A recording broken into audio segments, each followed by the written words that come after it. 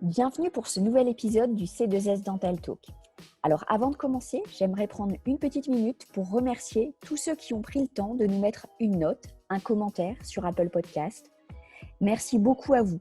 Ça nous encourage beaucoup et ça nous aide énormément à faire connaître le podcast, à toucher beaucoup plus de dentistes.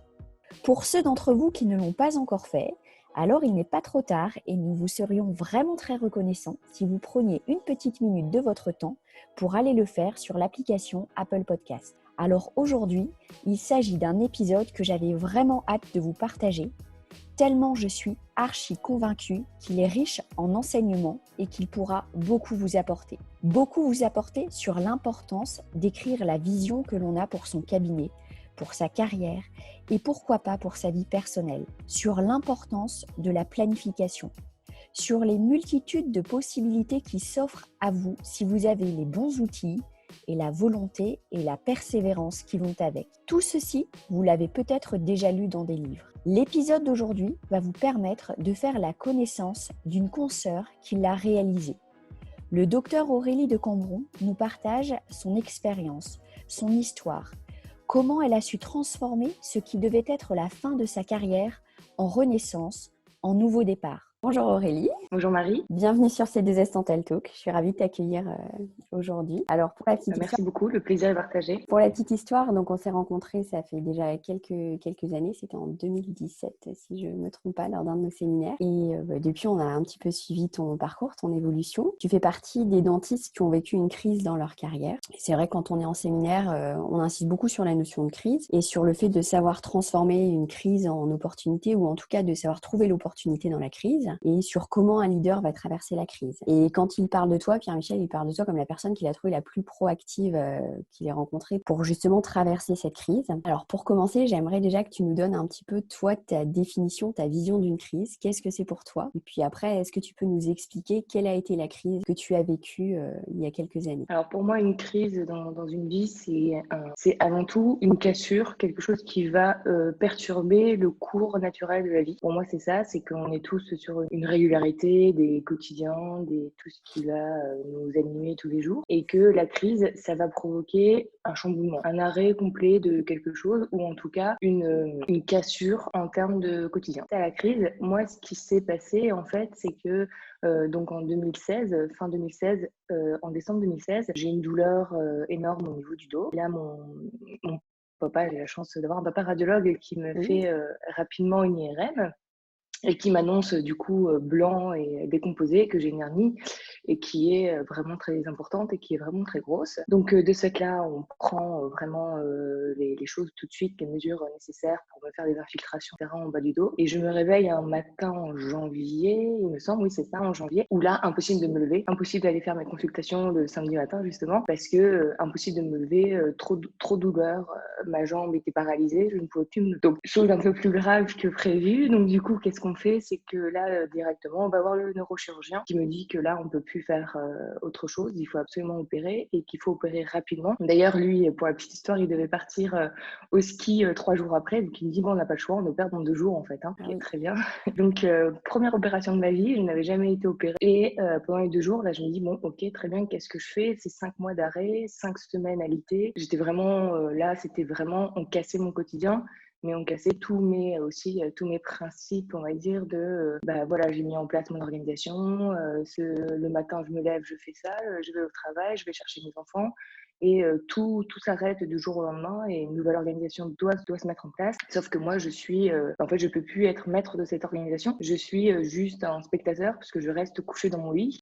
Comment je vais faire pour gérer tout ça et comment je vais faire pouvoir grandir de cette crise et de pas rester là vraiment spectateur. Moi, je te coupe parce que donc là, quand tu apprends cette nouvelle-là, l'émotion qui t'anime, c'est pas de l'impuissance. C'est tout de suite, tu te dis comment je trouve des solutions. Enfin, par quelles étapes tu passes? Est-ce qu'il y a des étapes où c'est vraiment tout de suite tu fonces et tu te poses pas de questions, tu cherches des options? Non, quand je rentre du chirurgien, là je m'effondre parce que je me dis tout que j'ai mis en place, tout s'écroule. Ouais. Là, vraiment, c'était un sentiment, oui, d'impuissance, mais c'est surtout de me dire, j'y arriverai jamais. Là, je veux plus. Comment je vais faire? J'ai 2 enfants. Mon plus petit, il avait 9 mois. Donc, je me dis, comment je vais faire? Même me lever, la sieste, par exemple, je ne pouvais pas. Je pouvais même pas. Je l'entendais pleurer. Je ne pouvais pas me lever. J'entendais et je devais tout gérer comme ça. Et c'était compliqué. Mes patients, je devais les annuler, appeler l'assistante pour dire annuler tout, mais je ne sais pas quand est-ce que je reviens. Enfin, et j'avais l'impression que j'étais débordée par cette organisation-là, débordée aussi par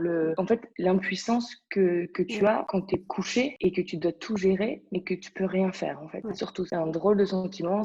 Et je me dis, il faut absolument que je trouve une solution. Donc, au début, les solutions, c'était plutôt comment je vais faire pour pouvoir mettre en place. C'était pas de grandir de cette crise au début, c'était surtout comment je vais faire pour survivre pendant cette période-là et faire en sorte que ma famille puisse survivre. C'était plutôt ça. C'était un sentiment aussi de il faut survivre. Ouais, ok. Et pas encore le sentiment de il faut pouvoir grandir de ça. Et qu'est-ce qui se passe du coup pendant cette période de survie au niveau professionnel? Est-ce que tu arrives à mettre des choses en place ou non, pas du tout? C'est la période survie, c'est un temps mort pendant les 5 mois d'arrêt. Alors là, pendant les premiers jours, je me suis dit, j'ai le côté, on va dire, professionnel au niveau du cabinet. Je lâche tout. Je délègue aux assistantes en disant, faut dire que voilà, je ne pourrai pas revenir pendant 5 mois. Et je lâche complètement. Je D'accord. lâche ce côté-là. Et en fait, le lendemain, donc du coup, en sachant que j'allais me faire opérer, là, par contre, j'ai on va dire, une petite voix en moi qui me dit, c'est la chance de ta vie. Fais-en quelque chose d'extraordinaire. D'accord. Donc du coup, c'est comme ça que je me suis dit, il faut que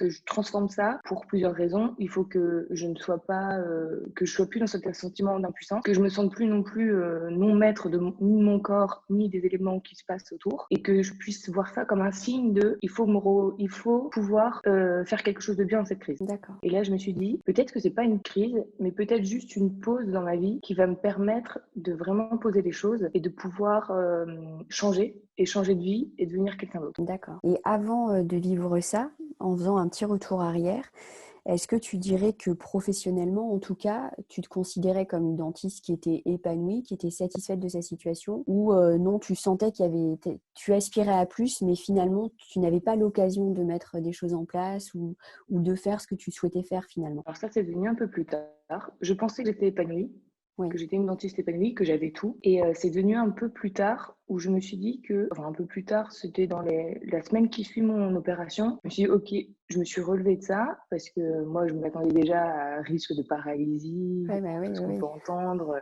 Enfin, voilà, je me faisais un tableau où au final, j'étais plus partie de toute façon, je pourrais plus jamais faire ce métier. Oui. Dans ma tête, c'était plutôt ça. C'était, je ne le ferai plus jamais, je ne peux plus le faire, il faut que je change. Et après, en réfléchissant après la semaine de mon opération, je me dis, ben en fait, c'est pas qu'il est impossible ce métier, c'est juste qu'il est impossible dans les conditions dans lesquelles je suis. Et qu'il faut que je change ces conditions. Et c'est ça, en fait, où je me dis, c'est les conditions, c'est ce que je suis, où au final, je suis pas heureuse. Et que peut-être que ce dos-là, problème de dos, me dit, en fait, t'es pas heureuse et tu souffres, mais tu le gardes pour toi. D'accord. Et je pense, enfin voilà, c'est comme ça que j'ai traduit ce problème de santé, où je me suis dit, en fait, c'est une souffrance de mon corps, que je ne suis pas écoutée, mais que, en fait, je suis pas épanouie et que j'ai besoin de plus. D'accord. Et donc, à partir du moment où tu réalises ça, qu'est-ce que tu imagines pour sortir de cette situation?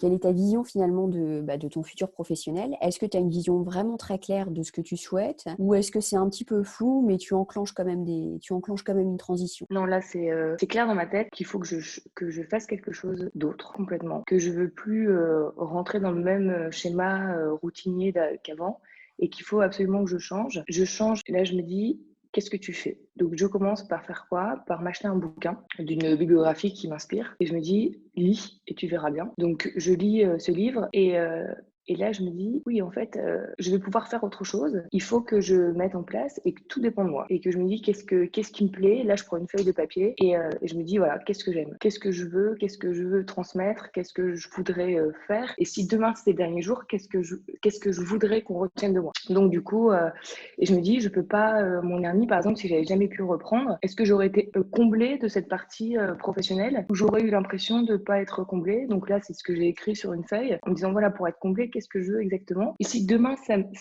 arrive, c'est-à-dire que si demain on me recondamne à une situation comme ça, est-ce que je me relèverais de la même façon? Est-ce que ce serait la même chose ou pas? Et donc du coup j'ai écrit et ce que je voulais moi, c'est le contact patient qui était très important, que je mettais pas de côté et que je pouvais pas explorer vraiment de la même façon parce que j'étais pas du tout dans mon propre cabinet. Et donc je me dis la solution c'est de créer moi mon petit vraiment mon cabinet, mon univers et avoir aucun regret. Je pense que c'était surtout ça qui m'animait. Après la position au niveau du dos, etc. J'en ai pas beaucoup parlé avec un kiné où là je me disais que c'était pas possible de rester des heures, etc. sur un patient dans une même position sans s'en rendre compte. Parce que c'est vrai qu'on met ça de côté, on prend des positions vraiment, en fait, je me rends compte maintenant, qui sont pas du tout correctes. Et c'est vrai qu'en prenant ces positions-là, et des fois on est 2-3 heures sur un même patient, on change très peu de position.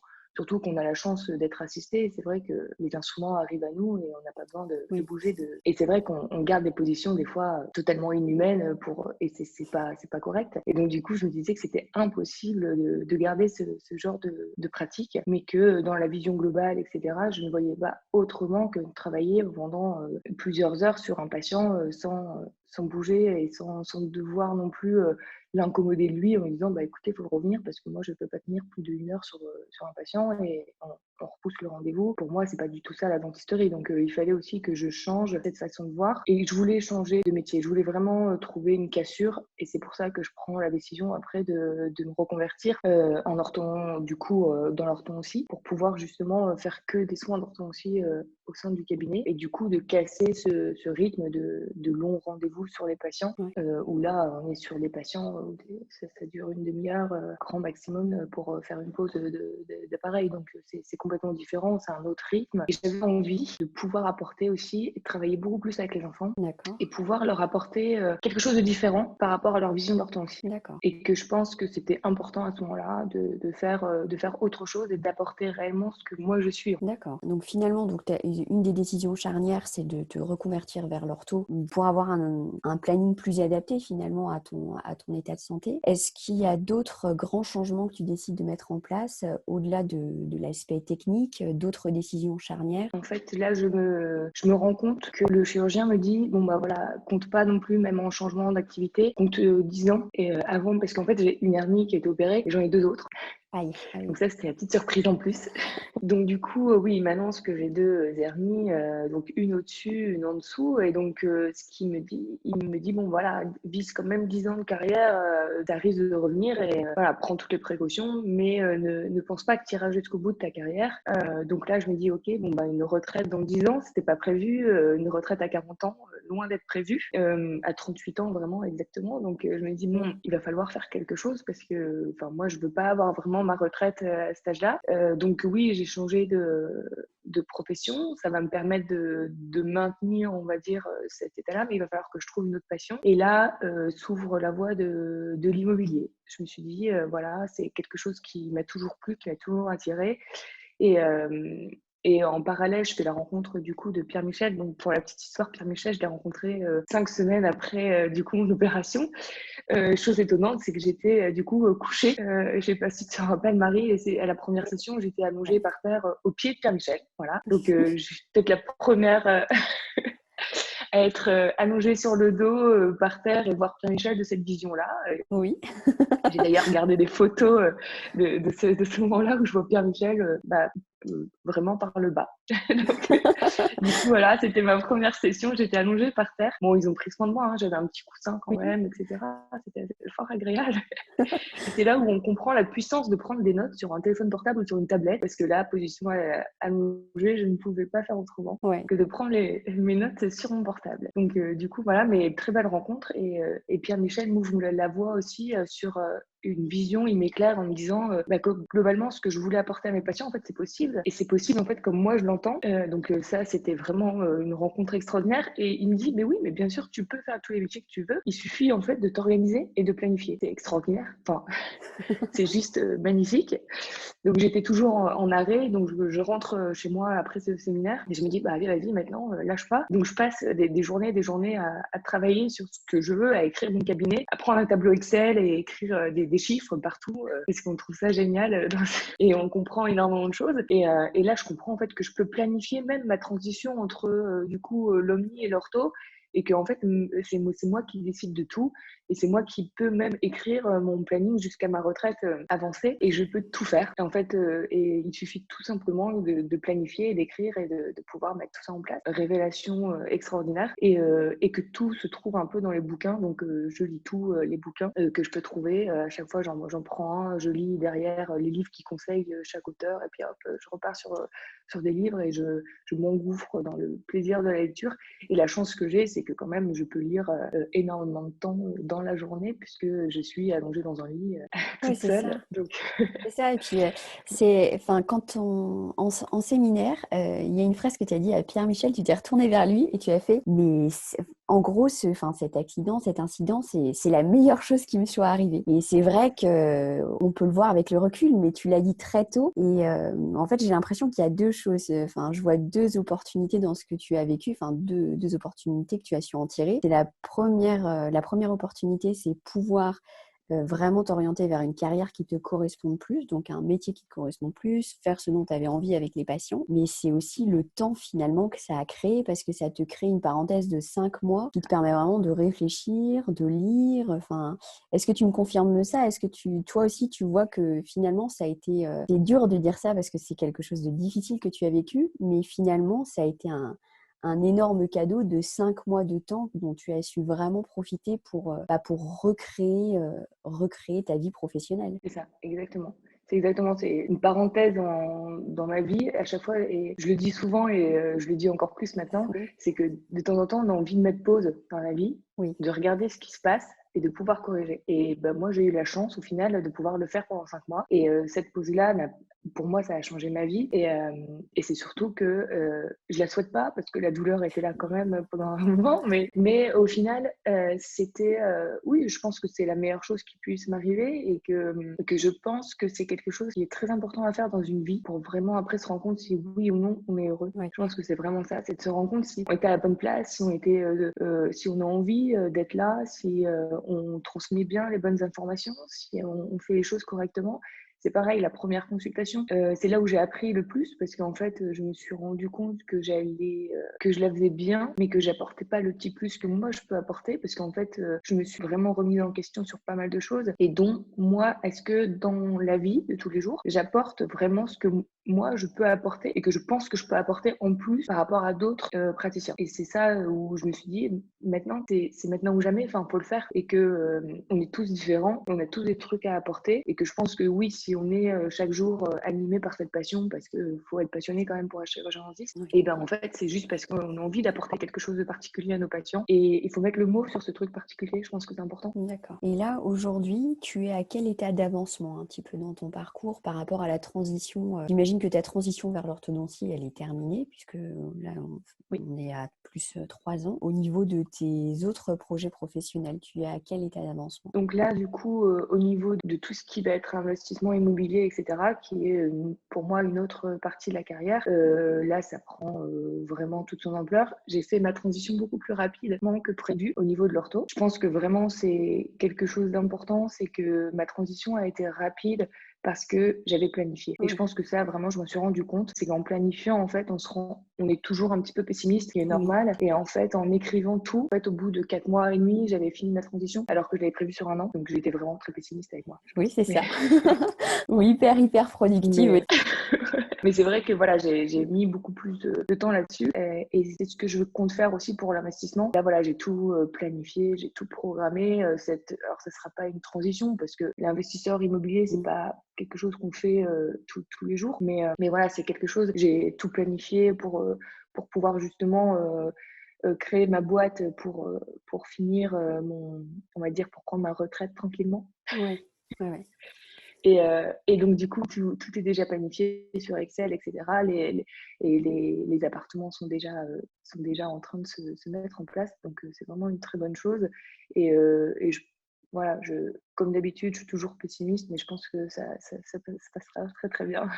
Donc, ton objectif, pour le reformuler, c'est à 10 ans, avoir une autonomie financière pour, voilà, au cas où tu ne puisses plus travailler, avoir des revenus suffisants via Exactement. l'immobilier. OK. Et Exactement.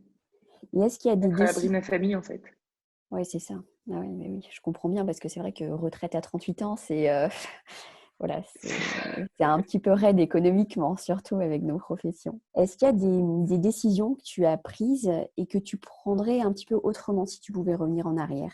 Que ce soit au niveau de cette période de ta vie qui a été une période de transition, ou que ce soit avant, ou des actions enfin, des choses que tu as mises en place et que tu ferais peut-être différemment maintenant que tu as conscience avec le recul de tout ce qui s'est passé et de comment tout s'est enclenché. Oui, alors je pense que je me ferais plus confiance Ouais, parce qu'en fait, je me rends compte que pendant longtemps, je me faisais pas confiance et que j'avais une peur de créer quelque chose moi-même et de pouvoir d'être jugée, en fait, d'être jugée par des patients, d'être jugée. Et je pense que je me ferais plus confiance. Je pense aussi que j'écouterais un peu plus mon corps. Et là, c'est ce que je fais maintenant, c'est que si le corps, je pense que c'est vraiment les symptômes, en tout cas, qu'on peut avoir, c'est vraiment la traduction d'un mal-être psychologique. Et que je pense que du coup, écouter son corps, ça peut nous aiguiller aussi sur certaines voies et pouvoir nous aiguiller sur de temps en temps des choses qui vont pas ou des choses qui vont bien et de changer des chemins à ce moment-là. Mais je pense que ça, c'est important. Et maintenant, je le fais beaucoup plus et que c'est important. Et j'apprends aussi ça à mes patients. C'est que je pense que tout ce qui va toucher aussi bien la sphère orofaciale ou même le corps en général, je pense que ça, il faut l'écouter, que c'est pas anodin et que ça, moi, ça me traduisait un manque de confiance total et que paradoxalement, cette crise m'a donné une confiance en moi vraiment très importante. J'ai encore du travail dessus à faire, ça, on a toujours du travail oui, dessus à faire, mais je pense que c'est voilà, c'est avoir plus confiance en moi et ne pas avoir peur du jugement des autres. oui. Et est-ce qu'il y a du coup enfin, dans ta vie professionnelle, euh, quelque chose, ou dans ta vie personnelle, quelque chose enfin, un échec finalement, quelque chose qui n'a pas fonctionné comme tu l'aurais souhaité, ou que tu n'as pas réussi comme tu aurais voulu le réussir, et finalement, bah, c'est un échec brillant parce que ça t'a permis de faire une transition, de switcher, ça t'a appris finalement dans quelque chose d'important dans ta vie professionnelle ou personnelle. Alors, il y a 2 gros échecs. Alors, échec chez moi, c'est très Oui, compliqué à définir parce que c'est oui, vrai que j'ai tendance à toujours rebondir de cet échec-là. Donc, quand j'y réfléchis de temps en temps, j'avais lu un livre, c'est Pierre Michel qui me l'a offert, c'est Les vertus de l'échec oui, de Charles Charles Pépin. Pépin, oui, Voilà, un livre extraordinaire. Mais c'est vrai que quand on lit, on se rend compte que c'est difficile en fait de savoir ce qui est un échec. Et parce que on le transforme, quand on a cette notion-là, en fait, on le transforme rapidement en positif. Après, c'est quelque chose qui... Et là, j'ai redoublé donc du coup ma première année de médecine. oui, Et ça, pour moi, on peut dire que c'est un échec. Bien sûr, bon, ça c'est la deuxième année, je l'ai eu sans problème. Donc voilà, on a transformé l'échec. Mais parce que je me suis dit en fait que eh ben, peut-être qu'un examen, juste un examen, m'empêcherait de faire la profession que je veux. Et ça, je me suis dit, mais c'est quand même assez dur parce que je suis sûre que je veux faire ça. Je suis sûre que et depuis toute petite, je veux faire ce métier-là. Et en fait, un simple examen, ça peut me contraindre à ça. Et c'était dur au début de l'accepter, de comprendre ça et de me dire, qu'est-ce que ça veut dire? Enfin, j'ai vraiment eu du mal à comprendre vraiment cet échec-là, jusqu'au moment où je me suis dit, mais en fait, si tu veux vraiment faire ça, passe cette barrière-là et saute plus haut pour que tu puisses avoir cet examen et faire vraiment ce que tu as envie. Et c'était vraiment dur parce que jusqu'à maintenant, à l'école, je pouvais travailler, je travaillais le minimum et j'avais des notes excellentes. Donc, enfin, j'avais jamais eu cette impression de devoir oui, travailler pour pouvoir réussir. Enfin, c'était quelque chose que je connaissais pas. Et ça m'a vraiment montré qu'en fait, si on veut quelque chose, en fait, il faut travailler dur et il faut pas compter les heures de travail, mais il faut y aller et parce qu'on le veut et qu'on le fait. Et ça m'a donné une force et surtout une persévérance énorme. Et c'est que maintenant, même là, je le vois pour tous mes projets et pour tout ce que je veux faire, je peux passer des heures à travailler dessus. Et c'est cette capacité-là que j'ai appris. C'est pour ça que bon, maintenant, je le considère plus comme un échec, mais que en fait, quand tu veux quelque chose, ben, vas-y à fond et compte pas les heures que tu passeras oui. pour ça. C'est que tu passeras peut-être des heures et des heures, tu mettras peut-être plus longtemps que les autres, tu auras peut-être plus de difficultés que les autres. Mais si tu veux y arriver, tu pourras y arriver et c'est la persévérance qui va te donner ça. D'accord.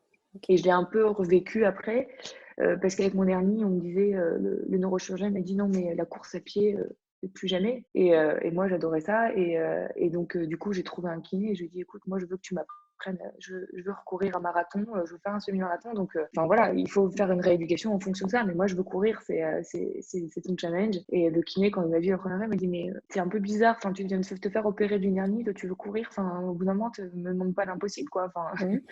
et je lui ai dit non, je pense que c'est pas impossible, c'est une volonté et je pense que que je le veux. On fera ce qu'il faut, je mettrai le temps qu'il faut. Mais je veux absolument faire ça. Donc le kiné m'a beaucoup accompagnée là-dessus. Et il m'a dit ok, bon, bah, je relève le défi. Et donc du coup, on a fait 5 km en marchant. Il venait avec moi le matin, on allait courir très tôt, 5 km. Il me disait, tu vois, c'est dur, etc. J'ai dit non, non, on y va, allez, on y retourne, on y retourne. Donc, on a fait ça plusieurs temps. On marchait vite. Après, on a fait de la course à pied, 5 km, on faisait pas plus que 5, etc. Et au bout d'un an, j'ai fait mon semi-marathon comme c'était prévu, donc sans aucun problème. Et maintenant, je recours 3 fois par semaine sans aucun problème. Donc voilà, le challenge a été relevé, mais je pense que c'est grâce à cette persévérance que j'ai appris du coup en échouant mon premier P1. Je pense que ça, c'est un des échecs vraiment très importants. Un deuxième, ça serait éventuellement de là où je travaillais avant en omnipratique. Donc du coup, c'est quand j'ai pris la décision du coup de changer de profession, j'ai appelé mon cabinet, mes 2 praticiens, et je leur ai dit voilà, je change tout. Et un des praticiens qui faisait de l'orthodontie du coup en Belgique m'a dit ok, très bien, bon, bah écoute, tu reprends quand? Je lui ai dit en juin. Il m'a dit bon bah écoute, tu reprends omni et ortho, je t'emmène dans mon cabinet en Belgique et t'apprendras tout. Donc ça, c'était une chance inouïe. Mais par contre, ça m'a freiné dans mon envie de créer mon cabinet parce que je me suis dit, bon, au final, je suis redevable. Il m'a tout appris, je suis redevable. Et je pense que ça, voilà, c'est pas un échec, mais c'est quelque chose encore où je me suis en fait pas fait confiance et j'aurais dû me faire confiance bien avant. Donc, j'ai mis un peu plus de temps à trouver mon local, etc., professionnel. Bon, je l'ai trouvé, hein, c'est pas grave. Mais voilà, je me suis dit, peut-être que je suis redevable de cette personne, en fait. Ouais, c'est se laisser verrouiller dans des situations. Finalement, il n'y a pas de verrou, mais c'est juste toi, ton sentiment, c'est que voilà, il t'a donné de son temps, il t'a donné il t'a donné de son expérience, et puis tu te sens, enfin, voilà, tu pensais de lui devoir aussi de ton temps, c'est ça? Devoir, C'est ça, exactement. ouais, Donc, c'est, voilà, en fait, comprendre que, mais en fait, c'est pour tout, c'est qu'on peut, la confiance, ça met longtemps, ça met plus longtemps entre 2 personnes pour se mettre en place, mais en fait, pour soi-même aussi, enfin, ça peut mettre longtemps, mais ça peut être très rapidement brisé et retourner dans un schéma, en fait, qui nous rassure plutôt nous, en disant, bon, au final, c'est rassurant, et je me mets dans ce petit cocoon, et puis oui, c'est j'oublie ça. qui je suis, et on s'oublie très facilement, en fait, hein, et là, encore une fois, ma petite voix intérieure m'a dit, mais enfin, arrête, enfin, sors de ce schéma-là et réexprime-toi. Enfin, sinon, tu vas mettre tout ce que tu as appris pendant 5 mois de ton arrêt, tu mets tout de côté juste parce que tu penses être redevable de quoi que ce soit. Donc, voilà. Je pense que c'est ces 2 échecs qui marquent en tout cas mon parcours professionnel. De beaux échecs. Est-ce qu'il y a une personne qui t'a inspiré, du coup, dans ta carrière ou dans ta transition? Est-ce qu'il y a quelqu'un qui a beaucoup compté pour toi dans cette période-là? Je pense Pierre Michel. Ouais. Vraiment, parce que je pense il m'a conforté dans ma vision en fait, on peut tout apporter aux patients. Il m'a dit une phrase au premier séminaire, je crois.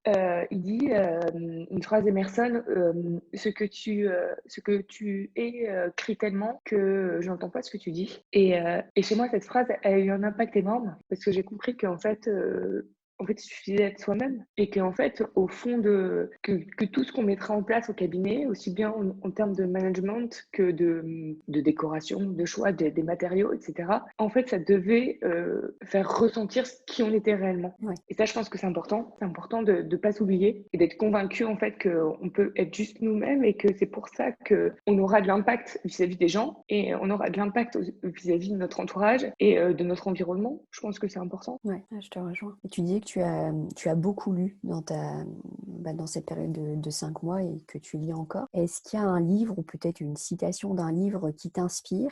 Et est-ce que tu peux nous expliquer en quoi ça t'inspire, pourquoi ça t'inspire, ce que ça représente pour toi? Un livre que j'ai adoré, vraiment beaucoup. Alors, je lis depuis beaucoup des livres, en moyenne 2 par mois. Donc, enfin, voilà, j'ai Oui, un rythme correct. Et c'est vrai que le dernier qui m'a marqué, c'est le livre de Nike, la bibliographie de Nike, qui est extraordinaire. Enfin, c'est vraiment, on arrive vraiment à se mettre à sa place. Au final, ce qu'il vit, ce qu'il a fait, etc., c'est quelque chose d'extraordinaire. Mais en fait, à la base, c'est quelque chose qui est tout simple. C'est que et il a vécu des échecs, et des gros échecs, voilà, énormément. Et en fait, il s'en relève toujours. Et je pense que ça, c'est important, c'est qu'on se relève toujours de nos propres échecs à partir du moment où on comprend pourquoi on est arrivé là et pourquoi et qu'on se remette en question. Et ce livre, ça a été vraiment où je me suis rendu compte que ça peut être des erreurs au niveau du management, ça peut être des erreurs aussi juste au niveau juridique où en fait on va pas au fond des choses, etc. Mais ça peut être aussi des échecs personnels, des échecs. Et en fait, ils s'en relèvent toujours. Et ils s'en relèvent toujours avec la même, on va dire, la même ambition. C'est lui, il veut réussir. Il veut réussir, mais il veut pas réussir professionnellement. Il veut réussir sa vie, en fait. Et en fait, il revit. Il dit non, mais moi, c'est ça que je veux faire. Je sais que c'est ça. Et il y va contre vents et marées. Et quelque chose qui est important, c'est qu'il se rend compte, en fait, que son entourage, et ça, c'est important. Je l'avais appris dans plusieurs lectures, et Pierre Michel en parle aussi. C'est qu'au final, l'entourage, généralement, il est tellement bienveillant que c'est pas forcément le plus positif. Oui. Et ça, c'est important, c'est que son papa, il voulait pas lui dire qu'il n'y arriverait pas. C'est juste qu'il avait peur qu'il prenne des risques juste pour vendre des chaussures. Et qu'au final, oui, il y a des métiers, quand on a des métiers, on est salarié, etc., on prend beaucoup moins de risques que quand on va créer son entreprise de vente de chaussures en passant par la Chine, etc. Enfin, voilà, c'est qui paraît complètement abstrait pour l'entourage, au final, devient peut-être pour eux une source d'angoisse et de se dire, mais en fait, au final, c'est un peu dangereux parce qu'en fait, ils n'y connaissent pas forcément dans ce métier-là et qu'ils ont peur pour nous, tout simplement. Donc, en fait, ils ont l'entourage, de temps en temps, il est pas forcément le plus positif et qu'il faut savoir s'entourer en fait, de personnes extérieures qui vont avoir un regard extérieur et qui vont dire non, non, mais t'es sur la bonne voie, vas-y, je t'accompagne. Et Pierre Michel, c'est un peu ça, c'est qu'il sait prendre un peu du recul et pouvoir nous accompagner sur en fait des termes, plein de thèmes, plein de choses différentes et qui va vraiment nous pousser à aller jusqu'au bout de nos rêves. Et ça, c'est important. Parce que toi, c'est quelque chose que tu as vécu. Enfin, j'entends un petit peu entre les lignes que tu as dû te retrouver dans une situation similaire. Enfin, je peux imaginer, enfin, que ce soit, je pense, tes parents ou même ta famille. Enfin, parce que j'imagine que quand on a un souci de dos comme ça, même ton papa, tu disais qu'il était radiologue. Est-ce que c'est quelque chose que tu as ressenti justement parce que quand tu as dû leur annoncer que finalement tu n'arrêtais pas le métier de chirurgien dentiste, tu faisais de l'orthodontie, mais C'est ça. pour la majorité des gens, orthodontiste, dentiste, c'est quasiment la même case, que tu allais continuer à courir. Enfin, j'imagine qu'il y a eu énormément de peur, non, de leur part, Oui, c'est ça. d'appréhension. Ouais, ok. Oui, tout à fait. Non, mais il y a eu des peurs, des craintes, est-ce que tu es sûr, etc. Pour le changement de carrière, ça c'était plutôt un soulagement, je pense, Ouais, en tout cas pour mes parents. C'était vraiment un soulagement de dire bon, bah voilà, il y a la solution 2 et elle sera plus sereine. Bon, ma maman, de toute façon, elle a toujours voulu que je fasse ce métier-là, donc je pense que pour elle, c'était une d'accord. révélation. C'était juste extraordinaire.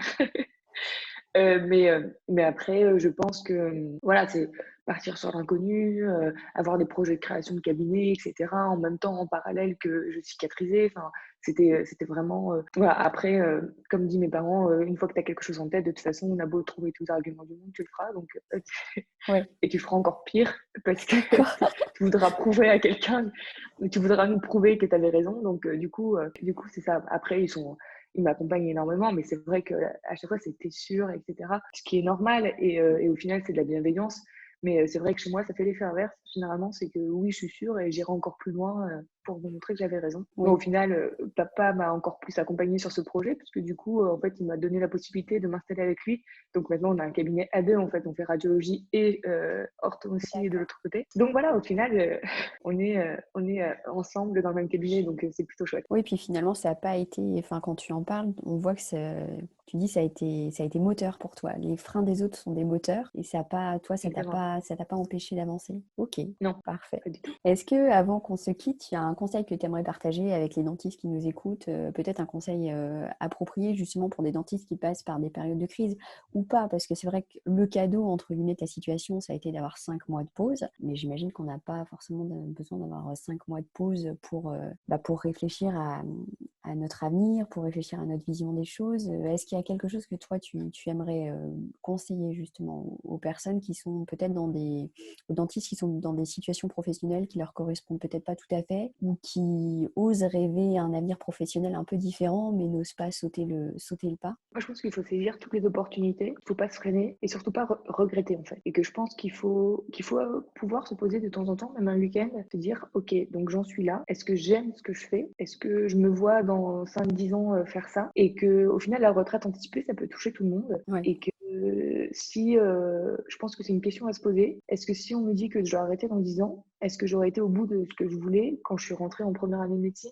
Est-ce que c'était le cabinet de mes rêves? Est-ce que c'est ça la vie que je voulais? Est-ce que j'ai envie de changer? Et que je pense qu'une reconversion, ça peut arriver dans tous les corps de métier, mais je pense que c'est important de pouvoir le faire et se donner la peine de le faire parce qu'en fait, on n'a qu'une vie. Ouais. Et il y a un livre qui est très bien d'ailleurs dessus, c'est le jour où on comprend qu'on n'a qu'une vie, c'est là où on a envie de la vivre. Et je pense que c'est extraordinaire de pouvoir se dire ça et de pouvoir aussi se dire que tous nos acquis et tout le travail qu'on a mis en place, parce qu'il faut le dire quand même, je pense que c'est du travail quand on passe la première année de médecine. Et ben en fait, il ne faut pas qu'il soit juste pour passer la première année de médecine. Je pense qu'il faut aller au-delà et pouvoir se donner en fait juste d'aller au bout de chacun de nos rêves. Et je pense que la vie, elle vaut la peine d'être vécue si vraiment on va au bout de chaque rêve. Mais encore faut-il connaître ses rêves. Donc, Oui. je pense qu'il faut prendre un papier et écrire nos rêves et pouvoir les faire un à un. Et moi, c'est ce que j'ai fait au final. C'est que j'ai Todoist dans mon téléphone et que dès que je pense à quelque chose, dès que j'ai un rêve, ça peut être un voyage, n'importe quoi, je l'écris et avec une date. Et je pense que c'est important d'écrire des dates. Et au final, ça devient forcément, à partir du moment où on met une date à un rêve, ça devient un projet. Et à partir du moment où on écrit le plan pour écrire ce projet, je pense que ça devient un objectif. Et après, ça devient une réalité. Et je pense qu'il ne faut pas hésiter avec des dates sur ces projets-là. Et là, vraiment, depuis ma retraite, depuis qu'on m'annonce ma retraite anticipée, que j'ai une date pour ça en tout cas, et je mets une date pour tout. Et au final, en fait, chaque chose se réalise parce que on a envie d'être en accord avec nous-mêmes. Ouais. Donc finalement, ton conseil, c'est mettez-vous en situation de crise, mettez-vous une date de fin pour vous forcer à avancer et à réfléchir à ce que vous souhaitez vraiment faire. C'est un bon conseil. Et au final, on a eu tous la chance de pouvoir faire cette crise avec le Covid. On a eu 2 mois d'arrêt. Donc, oui, du c'est coup, vrai. c'est facile de se mettre en situation de crise maintenant. Donc, pour moi, c'était une deuxième parenthèse et c'était fort agréable de pouvoir la faire une deuxième fois. Oui, sans avoir mal au dos, sans être alité, en étant dans une situation beaucoup plus confortable. Pour moi, c'était un petit peu une revanche sur cette position-là et de pouvoir profiter réellement de ces 2 mois d'arrêt. Donc, voilà, je pense qu'il faut savoir exactement se mettre en position de crise et de se dire, ok, et aussi savoir, parce que moi, on me l'a planifié, on va dire, provisoirement. Enfin, en tout cas, moi, ça m'a fait du bien de savoir cette planification-là. Mais tout le monde peut se planifier, en fait, sa retraite et pas forcément attendre 62, 65 ans. Peut-être se planifier avant sa retraite et se dire, ok, donc là, j'ai ma deadline là et qu'est-ce que je fais avant pour pouvoir en arriver à ce niveau-là. Ouais. Merci beaucoup, Aurélie, en tout cas. C'était vraiment une belle interview, pleine d'émotions, c'est sûr, mais c'était vraiment... merci de nous avoir partagé ton expérience, parce que je sais que c'est pas facile de revenir sur des moments qui ont été vraiment douloureux pour toi. Et merci de nous la partager avec autant de sincérité et autant d'honnêteté. C'était vraiment top. Merci à toi. Merci à toi, Marie. C'était très agréable de pouvoir partager ça avec toi, parce que c'est vrai que tu avais, en plus de ça, ce qui est rigolo, c'est quand même que tu as vécu un petit peu ce moment-là. Donc au moins, on peut en discuter réellement sur tout ça et puis mettre les mots. Je pense que c'est important aussi. Et là, ça un exercice extraordinaire que tu m'offres, c'est de pouvoir justement remettre des mots sur tout ce qui s'est passé. C'est extraordinaire. Merci beaucoup, Aurélie. À bientôt. À bientôt, Marie. Merci à tous d'avoir écouté ce nouvel épisode du C2S Dental Talk. Si, comme le docteur Aurélie de Cambron, vous souhaitez être accompagné ou guidé pour construire le cabinet, la carrière de vos rêves, alors n'hésitez pas à nous contacter. Vous pouvez nous retrouver sur Facebook, sur Instagram. Vous pouvez retrouver également nos formations sur notre site internet www.c2sformation.fr. N'hésitez pas également à nous faire part de vos questions, de vos suggestions, de vos remarques. Nous y répondrons avec plaisir. Je vous dis à très bientôt pour un nouvel épisode du C2S Dental Talk.